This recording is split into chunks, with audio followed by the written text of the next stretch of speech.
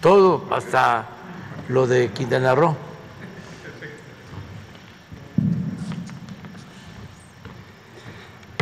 Con mucho gusto, Sandra. Volvemos a comentar sobre estos temas. El primero, sobre restaurantes y en general sitios que pueden estar abiertos. La perspectiva del manejo epidémico ha ido cambiando a lo largo del proceso, no solo en México, sino en el mundo.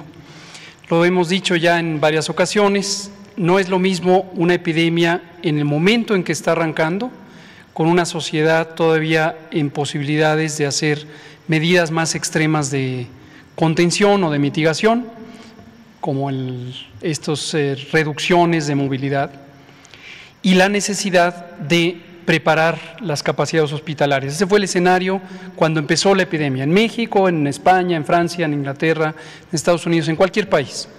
Llega la epidemia, llega la enfermedad y lo que hay que ganar es tiempo para poder poner las capacidades, particularmente las capacidades hospitalarias.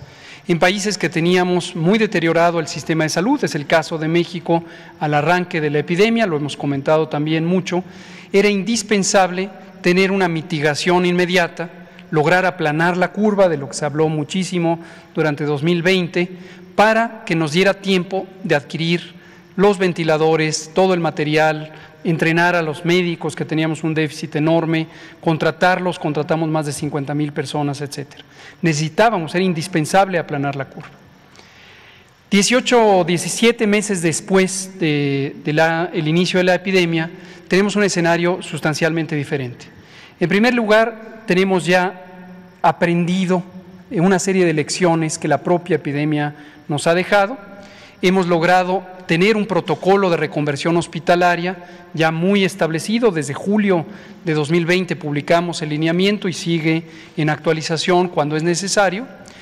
Desde luego compramos los distintos materiales, equipos, los ventiladores, se entrenaron a unidades de atención, etcétera.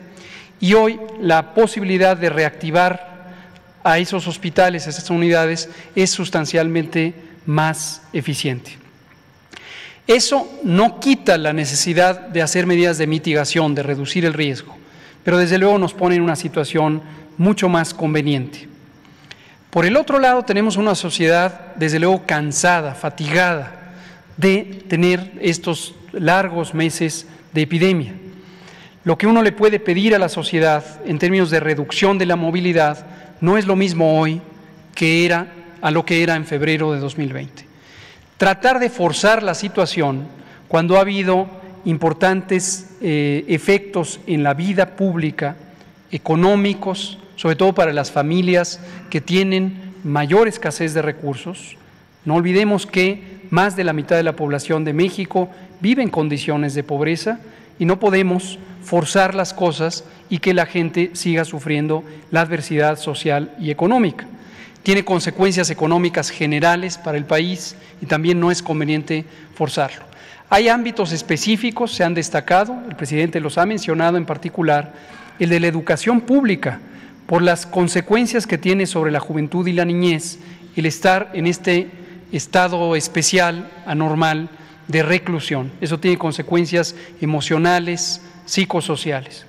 Por todas esas razones, también el confinamiento no puede ser tan severo, tan estricto como lo fue al inicio, cuando tuvimos la Jornada Nacional de Sana Distancia. Pongo todo esto en contexto para que usted, Sandra, y todo el mundo visualice cómo el balance entre confinar para reducir los contagios y desconfinar para evitar el daño social es un equilibrio continuamente en revisión, es un equilibrio dinámico. Ahora, afortunadamente, y es lo que detallamos el martes pasado y hoy lo acabamos de mencionar, la enfermedad en los países que tenemos alta cobertura de vacunación ya no es una enfermedad que tenga un comportamiento tan virulento.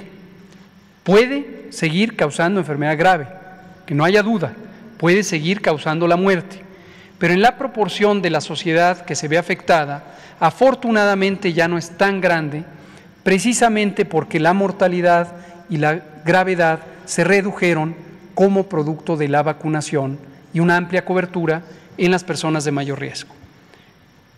Usted pregunta, ¿hay lugares públicos que siguen abiertos? Sí, el confinamiento ya no va a implicar cierres absolutos como lo significó al inicio de la Jornada Nacional de Sana Distancia. Esto tiene que ver con algo que ha estado en la esfera pública, que es el tema del semáforo de riesgo COVID. El jueves pasado presentamos ante el Consejo Nacional de Salud la iniciativa de modificación de ciertos aspectos de la metodología del semáforo de riesgo COVID, porque ya, incluso en el color más alto de la escala, ya no implica cierres absolutos. Y hay actividades públicas, en particular la educación, que no serán sujetas a cierre en el mismo contexto que fueron consideradas las actividades económicas esenciales cuando el confinamiento fue severo. Entonces, no debe extrañar que haya espacios públicos que permanezcan abiertos aún cuando haya crecimiento de la epidemia, como en Quintana Roo, pero lo que sí es muy, muy importante es que las distintas medidas de seguridad sanitaria se cumplan a cabalidad en esos espacios públicos y en la periferia. Me voy más rápidamente con las otras preguntas porque son bastante clara, la respuesta es directa. Paroxetina es un fármaco